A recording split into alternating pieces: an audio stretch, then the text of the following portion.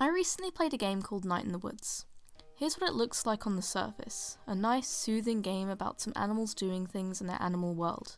As I progressed through this game, which I really do recommend by the way if you can stomach it, the themes got progressively heavier, and while I was still looking at the same big round eyes of the feline protagonist, she felt more and more human and identifiable.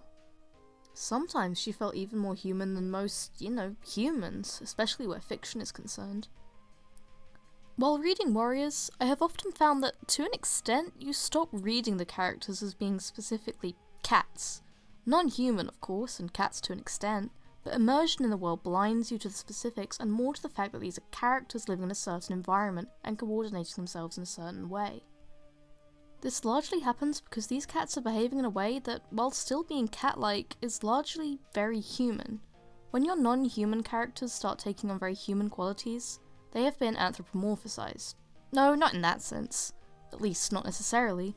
They can still look very much like a normal, everyday animal and still be anthropomorphic. Anthropomorphism simply means that they have human-like traits. It's the act of projecting human-like qualities, behaviours, attitudes and actions onto non-human beings or objects. It's a method we have of understanding the world around us.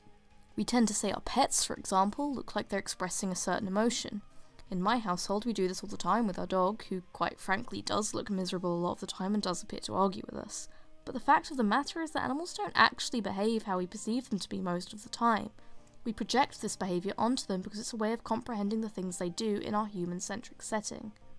The unfamiliar suddenly becomes familiar to us. Anthropomorphism has been used in storytelling for centuries. It's a relatively safe way of communicating a moral to readers without coming across as being too heavy or inaccessible. There are some topics discussed in the Warrior series that, when you think back on them with a more human perspective, are incredibly dark.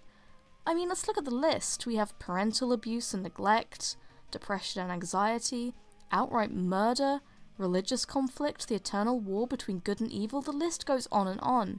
And these are books for children.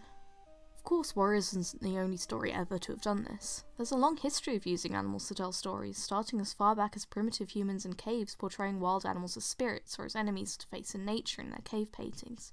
Aesop's fables are very well-known examples of this kind of storytelling. They come across as fun little stories, right?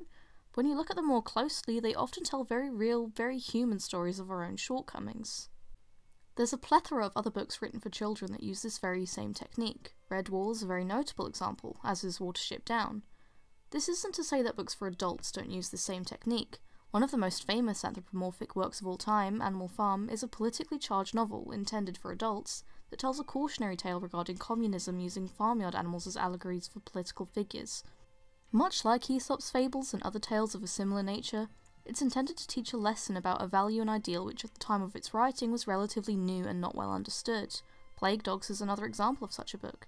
There are hundreds of examples I could bring up here, and you can probably think of some yourself. So why choose animals to tell these stories? I know that for the hunters, there is a personal desire to express the behaviours and actions of animals as having spiritual reasoning to it and to explore the natural world. Much like in their book series about bears, Seekers, there is a caution directed to human readers that warns against disrupting the natural environment. We are exposed to our own actions through the point of view of animal characters and forced to see how damaging it can potentially be. Sometimes there's even real cat facts littered here and there throughout the books. But there is also something a lot simpler than that. Where children's literature is concerned, animals are very easy to relate to. In a world dominated by adults, children and teenagers can easily identify with animals because we're both lesser beings in a world that we don't run. Much like we may feel small and insignificant in life, we easily associate with these creatures that are similar to us. On a very basal level, books with animals in them tend to sell more to kids and keep them invested for longer. People like animals. Think back to when you were young and just started reading books properly by yourself. What would be more appealing to you? An adult cat doing human-like things, or an adult human doing human things? I know which one I would pick, and honestly still do even now that I'm nearly 20. It isn't just that, though. Though we relate to animal characters to an extent, there is a similar extent to which we are distanced from them emotionally.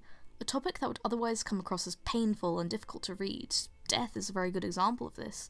It's slightly easier to deal with when we choose not to use humans. It's an introduction to a realistic topic that doesn't shock as much as it would.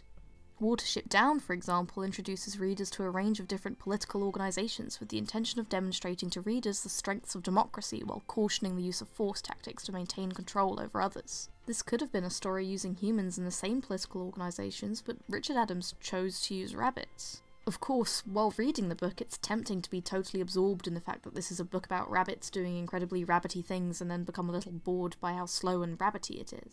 On the subconscious level, though, you're still being taught a lesson. You learn that the tyrannical, totalitarian Raffer Warren is morally inferior and a worse place to live than the democratic and liberal Watership Down, and that the former will ultimately fail for being inflexible and delicious. Among other things, of course, but that's one of the key themes of the book. Now imagine the same story but with people. For whatever reason, the bunnies murdering each other is far easier to stomach than something like George Orwell's 1984. This is why books for adults like Animal Farm exist. Animals are the perfect medium for telling stories about the human condition without being explicit. It's easy to accept when reading a book about animals to establish and understand that the fictional setting they live in doesn't conform to the same rules as our own world. Animals are able to do things that people can't. They're more adaptable, so you can make your story about pretty much anything. You can explore a wider range of themes.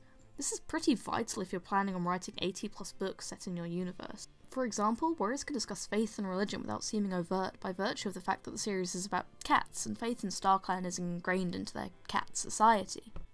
For this reason, Warriors can tackle the issues of accepting others of various faiths, and even non-faiths in the case of Cloudtail and Mothwing, and as a child you may not have ever explicitly noticed it, and that's the beauty of the medium.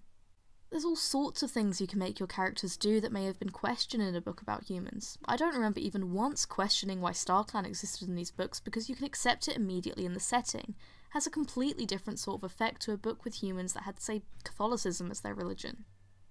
In that way, using animals makes the books a lot more multicultural. Okay, yeah, we might argue about the colour of a cat's fur now and then, but that doesn't change the fact these cats don't have a distinct race. That's not what we're arguing about. With clans being far more allegorical to nation-states rather than separate races, no one can say that these cats belong to any one. They're simply cats, much in the same way StarClan doesn't have to represent any one religion. It's simply a faith, and people of all beliefs can associate with that. Making up a religion for human characters would, again, not have the same effect. As a result, Warriors is widely available to people of all backgrounds as well as all ages. Anthropomorphism is a great way of expanding the demographic for a series because of the wide appeal. Their ages are indistinct, they don't represent a certain kind of person, yet they all live in a society that reflects and mimics ours. It's a lot easier to identify with a generic animal face than it is to identify with a human face that may physically be very different to you, no matter how much you might identify with their background and emotions. This is why I can somehow relate more to this talking fox from a video game I played once than I do to a lot of human characters that also share my experience. At the end of the day, Warriors isn't really a cat story. It's an overwhelmingly human story about human concepts with some very human characters who just happen to be cats. There's a lot these animals can teach us about human nature, and there's an awful lot of beauty in that.